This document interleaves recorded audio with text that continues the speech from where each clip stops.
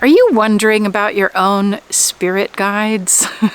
Maybe you've heard of traditions that relate with spirit, not just as one big parent god, but actually also as different personalities, as different parts, different faces of spirit that are helpful and friendly, that can guide you and help you. And let me tell you, I think that God is so much bigger than we can comprehend, and so much greater than these human minds can really understand.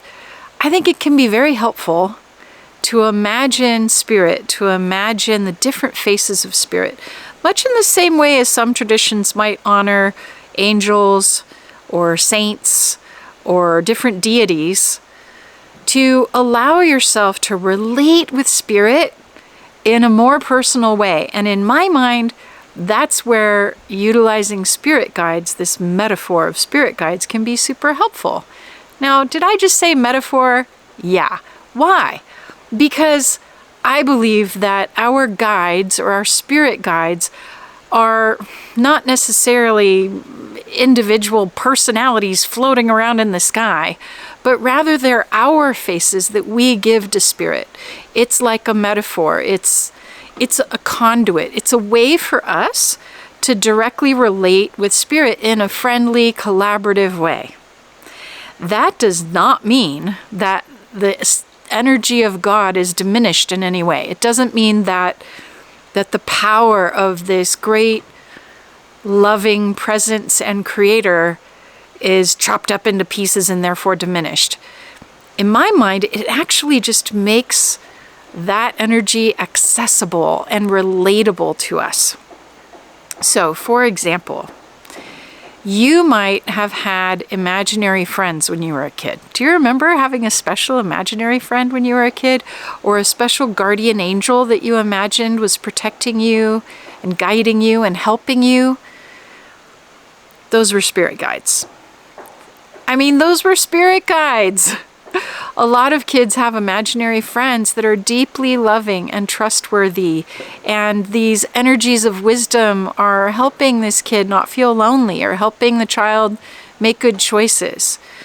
Just like anything, of course, we have to be discerning about what we are connecting with. So if you conjure up in your mind some troubled spirit that can help you get your needs met, that's not it, right? So if you're trying to conjure something that is there just to help you get your way, that's not God. That's not spirit. That's something else. That's not a spirit guide. So if you're wondering about how to get started connecting with your spirit guides, how do you get started thinking about guides that you can relate with, that you can have around you, that you can feel loving you and guiding you every day of your life? Here are a couple of tips that have worked great for me, for my clients, for my friends, for people that I've known a long time. The first one is, yes, the imaginary friend. You might think, oh, well, I can't just make one up. Yeah, you can. Humans have been making up faces and names and stories for God for a really long time. And guess what? No matter what deity name, no matter what tradition you want to place on God, God will show up. The spirit of love wants to connect with you so deeply that no matter what way you create to welcome the spirit of love and oneness of the great creator into your life, yes, God will show up. You know that Bible story that says something like, as a parent, if your child asked for a fish, would you hand them a scorpion? Your divine Father in heaven would never hand you a scorpion neither. I'm paraphrasing, obviously. But the truth is there. Spirit, creator, divine oneness. If you approach with your heart open, with your discernment clear, calling on what is in the highest good, and then going ahead and imagining a spirit guide. Imagine one. Your imagination will call forth Spirit of God through that metaphor. Because God's not going to hand you a scorpion when you're asking for divine help. Okay, so when you were a kid, you didn't worry about how to imagine your imaginary friends. It was fun for you. So in a similar way now, consider what would be fun for you. Who could you relate with as an imaginary friend? Who could you know God works through? Who could you have full trust is going to hold the highest good for all beings as the absolute highest intention? Because you want a good guy, right? Okay, so that's number one. Another idea is to consider what animal have you always loved, maybe unreasonably. One of my best friends loves giraffes. She can't get enough of them.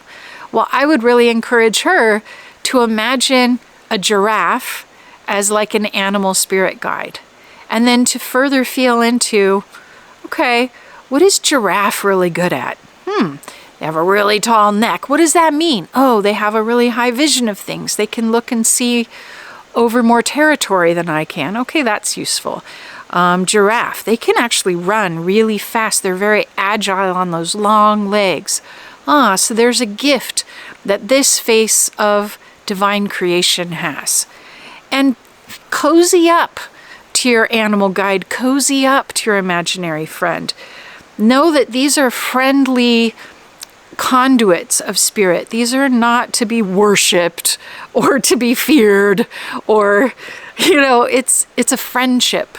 Imagine it as a friendship and a collaboration. When I say collaboration, I want to point to a common mistake people have with their spirit guides, which is they imagine that they now have to do whatever the spirit guide says. No. You're the one in the body. You're the one with free choice. And while your guides, your spirit guides, can infuse you and inspire you, can guide you and give you hints, it's your choice that matters. So please, don't ever just imagine you're just going to do whatever your spirit guide wants. That's not actually responsible.